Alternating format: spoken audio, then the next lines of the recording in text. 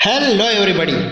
तो आज हम क्लास 6 के इंग्लिश बुक हनीसकल उसका जो पहला चैप्टर है हु डिड पैट्रिक्स होमवर्क उसकी बात की एक पोएम है ए हाउस अ होम, वो पढ़ने जा रहे हैं। ठीक है, चलिए शुरू करते हैं।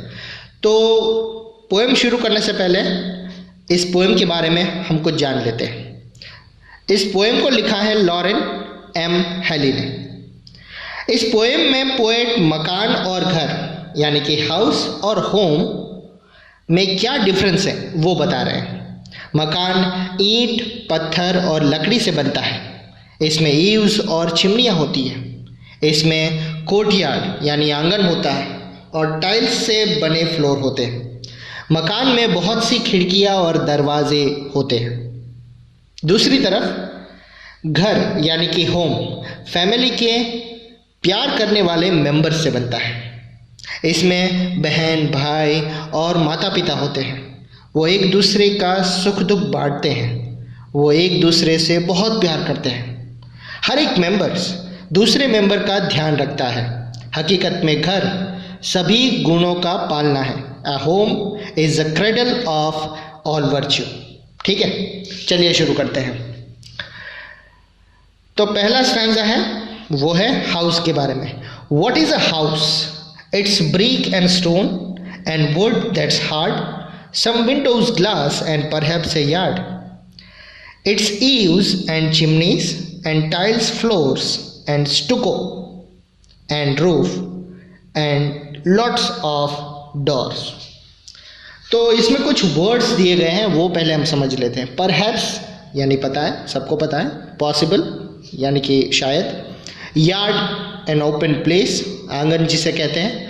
ईव्स ये एक नया वर्ड है। ईव्स का मतलब होता है that edge of a sloped roof that overhangs the walls, जिसे हम ओरी कहते हैं।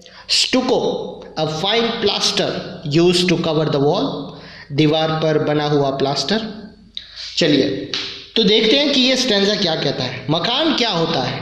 ये ईंट और पत्थर और हार्डवुड से बनता है।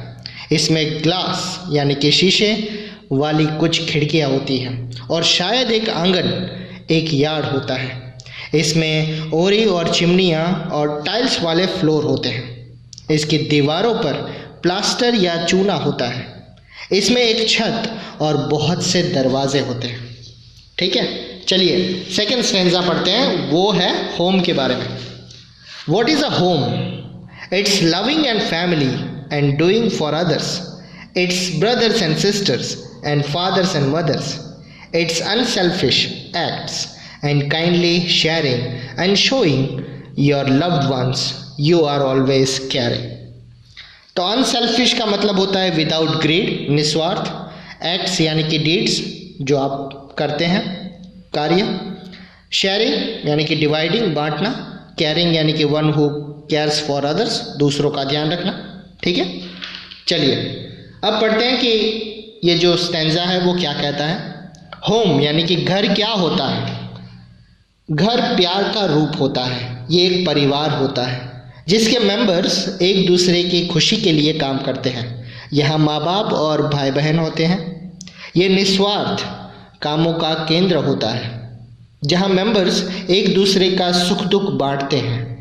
उनके डीड्स यानी कि कार्यों से ही दिखता है कि वो अपने लव्ड वंस, प्रियजनों का पूरा ध्यान रखते हैं।